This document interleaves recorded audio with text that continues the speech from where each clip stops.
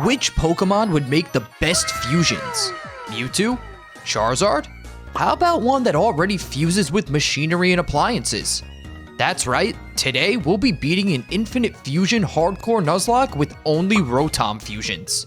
Before jumping in, let me know your favorite Rotom form and what Pokemon you'd fuse it with. Also, if you've been enjoying the content lately, be sure to subscribe and let's see if we can hit 479 likes for the Plasma Pokemon. With all that said, let's get into it. We name ourselves Appliance to truly become one with Rotom, and what's our worst enemy? Blackout. I changed the starter options to be Hoenn, the best trio, and after picking Trico, we square off against our rival's fused Mudchick. Since the fusion already has Ember, we go down, but the Nuzlocke doesn't start until we get Balls. I quickly realized that Trico and Rotom don't have a custom fusion, so I did a little magic to change my starter to Bulbasaur, getting us the Electric Grass Rosaur. Just look at his little face. I randomized encounters in this run, so on Route 1 we find Machop, creating Matom. Static Mons didn't randomize, so we take the Pyukumuku from Viridian Mart to get Pukatom. We also add the Yamask fusion Yatom and the Magnezone fusion Magnetom before taking Blackout on again in our first true bout. Magnetom is able to deal with his lead Clinklax thanks to Thunder Wave and Confuse Ray, firing off Thunder Shocks without ever being hit by the Glutton. Mudchick goes down easy, so now we can move on to Viridian Forest where we catch... oh no. Well, let's get this one over with. Yeah, that seems about right. With our team of 6, it's time to battle Brock, whose team is random but will still contain Rock-type fusions. His lead is a pretty scary Whimsicott as I send out Matom. Fearing a Fairy-type move, I immediately bring Magnetom into a scary face, lowering our speed. Mega Drain barely hurts as our Magnet Bomb does about 60%, confirming this is Rock Grass because if we were quad effective, it would have one-shot. After an Iapapa Berry, we're Cotton Spored, dropping our speed even further, but a second Magnet Bomb takes care of the fluffy beast. Luckily, the leader's ace is an unevolved Mime Dose, but Pursuit still does a decent amount. We survive 2 with 9 HP, and after a pair of Magnet Bombs, we've got ourselves the Boulder Badge along with the TM for Charge Beam. Moving on to Route 3, I run into a Mew that I somehow managed to catch in a regular Pokeball. Wait, why is this fusion kinda lame? Don't worry, we'll be fixing that later. In Mount Moon, we catch Gyarados, creating this terrifying monster, which is swiftly KO'd by a Sandile Axew's Dragon Rage. And of course this trainer also has a double Groudon fusion. Mewtom was ultimately able to drop the Kaiju, but our troubles didn't end there. What's with these Mount Moon trainers and having busted Mons? Magnet Bomb just isn't able to one-shot Haxvar, so there goes Magnetom too. As Team Rocket preps for their triple fusion test, we evolve Rosaur, then rush in to stop them. After beating the Moonstone Scientist, the machine malfunctions and the baddies get away, but at least we can finally leave this cave. Our Route 4 encounter is a Porygon, and can someone tell me what this is? An envelope? Maybe a router? I don't know. What I do know is that this is a much better Mew sprite. Who doesn't love the Game Boy Color? Time for Blackout Battle 3. He leads an Artitume, but I'm sure our Milk Pump can handle it. I get special attack boosts on 5 Charge Beams with a Thunder Shock between for good measure, knocking the legendary fusion out while tanking its feint attacks. Next up is Hitmonbat, and assuming I'll be outsped, I swap out, but Blackout read me, going for Pursuit, and we live on 1 HP. Mewtom is able to Thunder Shock its way to a knockout, only taking about a third from a Wing Attack and Bullet Punch. Mudbuskin is a water fighting type instead of fire ground, so we can continue shocking the opponent's field for KO number 3. Last up is Dit Fairy, who defends curls as I switch into Pukatom. After a taunt, it seems like the normal fairy only has double slap, so we eventually take it out with Thunder Shocks and send our rival packing. Youngster Timmy, does your mom know about this? After Nugget Bridge, we add Rapitom to the team, and now it's time to take on Misty. Her lead is Volkip as I send out Rosaur. The Foxfish goes for Bide as we miss Charge Beam. In order to avoid building its attack, we put them on to sleep, then Charge Beam for the one-shot and get ourselves a special attack boost. The Ace Omobuffet actually has an incredible sprite and survives our +1 beam, connecting Bite and then getting burned by its held Flame Orb. Misty now uses a Super Potion, but it won't be much help as a pair of Razor Leaves finish the superhero, earning us the Cascade badge. On Route 5, we run into Latias, which is one of my favorite legendaries. She must have heard me because she, like Mew, decides to get caught by a regular Pokeball, giving us Latitom. On our way to Vermilion, I catch Pineco, and this fusion is incredible. If you look closely, the keys that spell out Rotom and Pineco are actually levitating. In the city, we fish up a Pupitar, but this fusion is nothing exciting yet. Then in Diglett Cave, we catch Ralts, and on Route 11, our encounter is Marill, whose fusion is actually one of my favorites. With our new teammates safely in the box, we can jump onto the SSN to take on Blackout again. His lead is an incredibly scary Goquaza, but thanks to it being rock flying instead of ground dragon, we can still do big damage with Shockwave. After barely hanging on through a rock throw and a crunch, our little normal ghost can finish the legendary fusion off.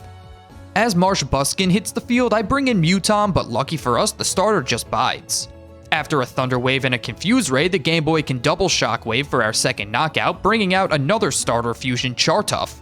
A turn 1 Thunder Wave is immediately countered by a Lumberry, then we're burned by Fire Fang, so I decide to swap out to Rapitom to eat the next. We stomp a few times, but thanks to smoke screens, I make another switch, this time to Rotank, who dodges Fire Fang as she comes in. A tackle and some charge beams finish the Fire Fairy, leaving Blackout with only a Blaze Mori.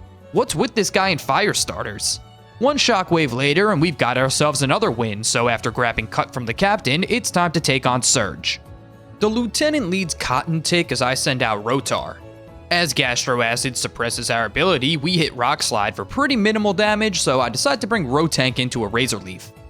A few Body Slams are able to get the kill, even with Surge using a Super Potion when his Spider is in the red. Next up is Electabee, whose Magical Leaves do good damage, but thankfully we're packing Milk Drink. We're able to win this war of attrition, taking the Mythical down and leaving the veteran with just a Pika Whirl. I bring Rosaur in, who resists both the opponent's stabs, but Double Team may make things troublesome. Luckily, we don't miss either of our Razor Leaves, so after tanking a Body Slam and a Feint, we drop the Gen 1er, getting ourselves the Thunder Badge. Before continuing on towards Celadon, we evolve Raltom into Kurtom, reversing it into the hologram Rolia, and Matom evolves into Azumatom. We now fuse the static Honedge from Rock Tunnel into Roedge, a Psyduck we caught into a toilet, Luxio into Roxio, and Donphan into Iron Tusks? In Pokemon Tower, our rivals team still isn't that tough, but I did just want to quickly show off the sprites for Megachamp and Spearow Raid. On Route 8, we catch Voltorb, and who remembers the Pokewalker from Heart Gold and Soul Silver? I also catch Haunter, fusing into the Poltergeist Rotor. In Rocket Hideout, we pick up a randomized linking cord, which means I can evolve Rotor into Rogar, and while this sprite is cool, I think the reversed Gaintom is a little better. I also evolve Matom here, but how could I not go with Rochoke instead? Our last Evo before taking on Giovanni is Rosaur, and I love this Rotom-Mo Venusaur mashup. Now let's see how we do against the Rocket Boss. His lead Cyndachu goes down to some Body Slams from Rotank after hitting a Swift and a Flame Charge. Next is Ursachomp, which is a really scary mon to go up against. I bring our newest member into a Slash that almost does half his health, and after surviving a second on 7 HP, we manage to connect a Sleep Powder. With Leech Seed set up for some recovery, I swap into a Zumatom as the Bear Shark stays snoozing. Due to this fusion being ground and not dragon, I can use Scald, which actually crits to take it out. Last for Giovanni is just a little Hortle, which poses no threat to us as we win the battle with an Ominous Wind. With the Silph Scope in hand, we evolve Rolia into Rovoir, and yeah, Tom finally rejoins the party, becoming Coffatom. Now let's take on Erica and her grass types. She leads an army of Executes as I send out Rapitom. We Flame Wheel the bundle of eggs, which eats an Oranberry and changes our Levitate into Insomnia with Worry Seed, which could be bad if we run into a ground type move. Since we outspeed, we don't need to fear this fusion, as a second Flame Wheel takes it down and Erica sends in Kingsaur. It's Latitom's time to shine as the little legend comes into a growth from the water grass type. We get pretty lucky here as the leader just uses growths and focus energies until this powerhouse drops to Ominous Winds. With that, her ace comes out. Bish, please. An easy win with Mist Ball and Dragon Breath means we've got the Rainbow Badge and can return to Pokemon Tower to save Mr. Fuji. But first, to show off a few more evolutions. Roxio becomes Roray, and Voltom turns into an inverted Pokewalker, which I reverse into this Electrode mid-explosion. I then pick up the static Eevee and Celadon, but we'll wait to evolve Rovi until I decide what typing my team needs. Finally heading back for Fuji, we need to fight our way through this Ixis, which we barely get through Deathless. Now that we've been given the Poke Flute, we can catch ourselves a Snorlax and a Litwick, fusing them in Fuchsia City to make this vending machine and a light bulb. With that, it's time to battle Koga, who leads with Nidodactyl as I send out Mutom. We barely hang on through Crunch and with 3 HP are able to KO the Mega Fusion with Psychic. I play things safe against the next Nido Fusion by switching a Zumatom into Rock Blast, unfortunately being hit by a 5-spot with a crit. We scald the Poison Rock type down to Sturdy as it sets up Toxic Spikes, and after a Hyper Potion, we bring the Mon back into the red. Instead of letting Nidodude go down, Koga swaps Klanuck into our next Scald, and now it's time for Rofan to hit the field. Our Paradoxmon resists Sludge Wave, then even a weak Magnitude 5 gets the kill on the Steel Poison type. I decide to KO Nidodude with Rapid Spin to also clear up the Toxic Spikes it had set up prior, revealing the ninja's ace, Lituk. Magnitude 4 barely scratches the sentient Candle Wax, who screeches Rofan before falling to a Magnitude 8 on the following turn. In Silphco, we're stopped by Blackout just before squaring off against Giovanni for the second time. He leads an amazing Mewtwo Smeargle fusion as I send in Rosaur. After a Psycho Cut, we land Sleep Powder, which immediately neutralizes this threat. After a Leech Seed, I bring Rofan in since he has Dark-type moves. Assurance does solid damage as the genetic Pokemon wakes up and hits a Psycho Cut. Rinse and repeat next turn for a knockout, and now Roach-chan comes in, so I switch out to Rapitom, who eats Ice Punch. A Flame Charge plus Flame Wheel get the knockout, thawing us out of the freeze from Ice Punch number 2. Fletchnub should be light work, but since our Flame Wheel took its Sticky Barb, we take double damage from Acrobatics. I bring a Zumatom into a failed me first, then Scald for the kill, bringing in the Volcanic Magterra. The Ground Fire type drops to Scald, then old reliable Rotank takes care of Marsh Buskin, leaving Blackout in utter defeat yet again. At least our rival decides to take the Rocket Boss on with us this time. Silph Buffet and Steerdos are two powerhouses as we send in Rofan and Mughal. After a Power Swap and a Dig from the Steel Rock type, our Earthquake takes it down but doesn't do too much to the cosplaying Wobbuffet, who hits back hard with Moonblast. I bring Rapitom in here, but all they can do is resist Petal Dance and Moonblast before needing to be swapped for Rosaur. Unfortunately, this means Giovanni can heal Silph Buffet, but as Mughal goes down to Mud Bomb, our rival can send in Rose-chan. Violwag misses its next Mud Bomb, but tanks Ice Punch and Discharge pretty well as a Moonblast from the Fairy does over half to another of our Mons and lowers our special attack. I go to Rotank next, who at least stays above 50% and can sustain herself with Milk Drink until Blackout takes care of the Vileplume Poliwag fusion. However, we get double targeted next turn by Togerak, Psychic, and another Moonblast, taking down our Rotank. Azumatom avenges their friend by finally taking down Silph Buffet with an Ominous Wind after Rose-chan's Fire Punch. With Cross Poison dropping Rose-chan, Fletchnub comes in, who combos me first into Poison Jab with our Scald for 50% of the Fairy Bug's health. Thanks to a Scald Burn, we can finish this battle with one more blast of hot water and an Earthquake from our partner, causing the boss to retreat yet again. With an upgrade available for purchase at the front desk, I can now evolve Porotom before we barge into the 6th gym to challenge Sabrina. Of course the Psychic Leader has a Mewtwo fusion to start as I send out Coffatom. After a Psycho Cut, we land our first Will-O-Wisp, which means after taking another hit, we can fire off a double-powered Hex for a knockout. The ace ends up being Exagunks, who also drops to our Willow-Hex combo, only doing a few points of damage with Avalanche after the burn. Her last two Pokemon, Mimome and Soloish, are both super frail, being dropped by one Shadow Ball each for the win.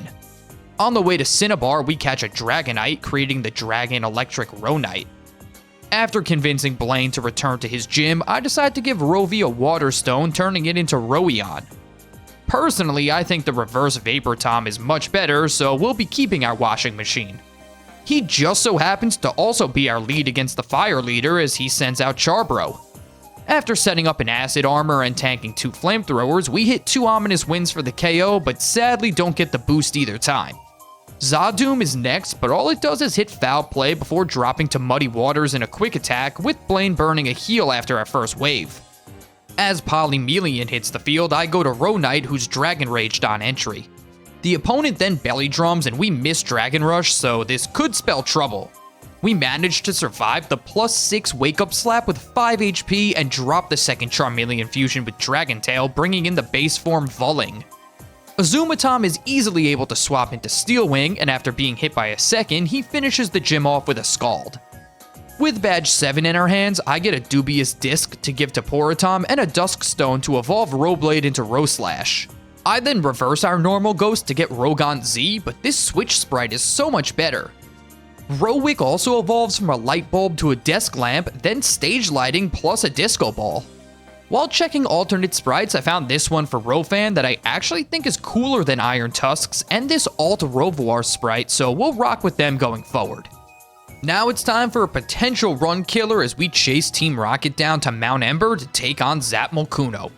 Let's see if we can make it past our final showdown with the evildoers. I start things off with a Rock Slide from Rotar, proccing Articuno's red card, which forces us out into Rowlore as Zapdos agilities and the other two flinch. I Flame Burst into Articuno, but it just isn't enough to take it out as we're buried by 2 Ancient Powers and a Freeze Dry. Rest in peace, Rowlore. Now it's back to our Pupitar fusion, and as Zapdos charges, we take Articuno out with Rock Slide, do some damage to the Thunderbird, but miss Moltres who air slashes us in return. Zapdos raises its speed yet again as our last Rock Slide brings the birds low and flinches Moltres a second time.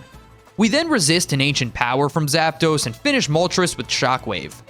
We have no trouble going to Row-Knight to finish the electric type off, so all in all, this fight went a lot better than it could have. As the birds defuse, Giovanni puts the organization's plans on hold and retreats back to his gym in Viridian. I now decide it's finally time to evolve our arcade machine into Rochamp, but because this isn't a custom sprite, I reverse it back to Matam. With that, there isn't really anything else to do but take on the 8th gym, so let's see how Giovanni stacks up to the other leaders. Not so promising as his lead is a Fanzy against my Rosaur. Surprisingly, Zen Headbutt is strong enough to break our sub, so I go straight for damage with Petal Blizzard, coming up just short of the one-shot. Zen Headbutt then brings us down to 60 HP as we get the KO, but at least the X-Rocket boss used up all his heals. With Dig Core next, I swap Vapor Tom into a resisted X-Scissor. After a second, we one-shot with Scald and Whimsalot comes out. I go to Rovoir, who doesn't take too much from Hurricane, but of course we get confused. I try to break through with Drain Kiss, but after a Moonblast, we hit ourselves and now I'm too low to risk staying in. Azumatom takes almost 50% from a crit Moonblast on the following turn, and after the next lowers our special attack, the little mole just happens to be holding a Pasho Berry, so our Scald does basically nothing. Thankfully, Vapor Tom dodges a Hurricane as he comes in, because he needs to take 2 from this menace before finally getting the knockout with Scald plus 2 quick attacks. With most of my team in rough shape, a 3rd fusion from the Diglett line, Gartrio, comes in. I send out Maytom, who's Dragon Clawed for about 60 damage. Then after a crit leaves us with 6 HP, our Dual Chop only does half back to the Mole Shark. Hoping for a ground type move, we get super lucky as Rovoir levitates over Earthquake on the switch in. We then hang on through Slash with 5 HP and Drain Kiss for the kill, bringing us back into the green. Last up is the Crime Lord's ace, Bulbaking. Moonblast does half to the ground grass type, and a red card luckily forces out my only other Pokemon with a decent amount of health, Rosaur, who can also resist a crit Seed Bomb. I didn't think another grass type move would come out, so I swapped to Azumatom here, sadly losing one of our water types. Their sacrifice won't be in vain though, as it allows Rovoir to come in for free and outspeed for one more Moonblast, winning us the battle and earning our final gym badge. With the level cap now at 57, I can finally evolve Rotar into Roytar, but let's change that sprite over to Iron Thorns. We have a pretty good level advantage over Blackout now, so we'll skip over this fight as it was pretty easy to navigate. With our last few encounters before the Elite Four, we get another Toilet, and this insane Charizard fusion, but let's make it black. Oh, of course the randomizer had to do this to us right at the end. Whatever you're currently thinking, stop it. Now it's finally time to take on the league, so let's kick it off with Lorelei and her ice types. I get a lucky start as her lead Taurus is 4 times weak to Roizard, who outspeeds for a flamethrower kill. I swap the electric Dark Roytar into an Aqua Tail from Korgong, who gets burned by its Flame Orb. After doing over half to the seal with Thunderfang, it flails for minimal damage. Now Lorelei uses a full restore, but 2 more electric chomps take it out, bringing in Magris. I go to Vapor Tom, who eats Hydro Pump from the Fire Ice type, then fire off Scalds until we get the kill, dodging a second Hydro Pump on the next turn. Smooursa also drops to a pair the same after hitting a weak Blizzard, then her Ace Wobster is handled by 2 Ominous Winds, only connecting a resisted Icicle Crash before going down. With a clean first battle, let's hope Bruno goes just as well. His lead is Spinachop as I send in Rovoir. Moonblast wastes the Prevo, then the Black Belt sends in a Digley. After a few Moonblasts and heals, the Kicking Mole hits close combat for about half our health before going down. Warchomp comes in next, who's easy prey for a Draining Kiss to bring us back to full health as it lowers our speed with Scary Face. Unfortunately, we didn't KO the starter as it now outspeeds for a Hydro Pump doing 100 damage, then we get the KO with Psychic. Assuming I'll be outsped by Ferrochamp, I swap to Vapor Tom, but it actually just goes for Scary Face, so the optimal play would have been to Drain Kiss. On Scary Face number 2, I Acid Armor, then go back to neutral defense from Screech as we do some chip with Ominous Wind. I bring Ronite into the next Screech, but as Thunder Punch comes up just short of the knockout, we're forced to take a Cross Chop at -2 defense, obliterating our dragon. Rosaur is able to come in and retaliate with Discharge, but that was definitely a big loss. Last up is Parachamp, and since I don't want to take a Bug-type move, I swap to Roizard, but of course it's another Cross Chop.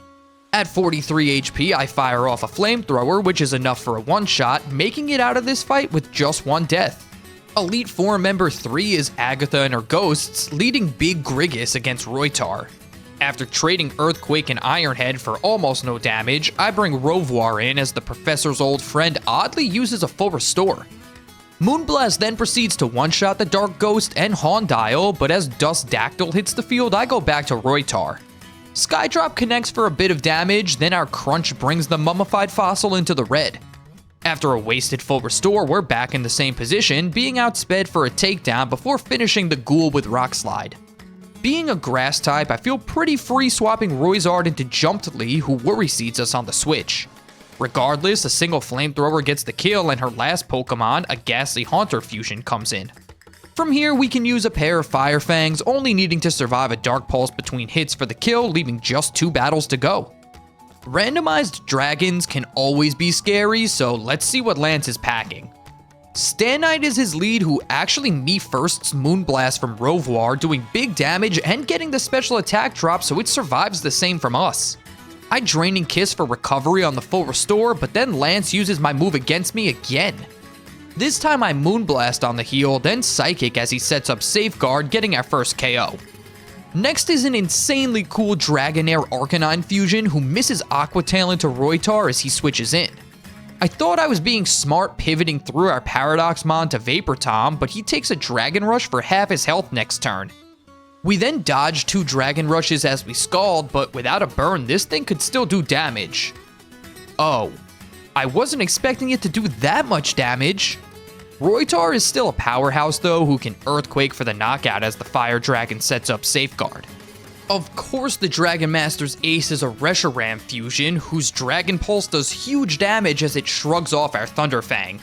This time I get my read right, swapping our Fairy into the ineffective Dragon Pulse for free.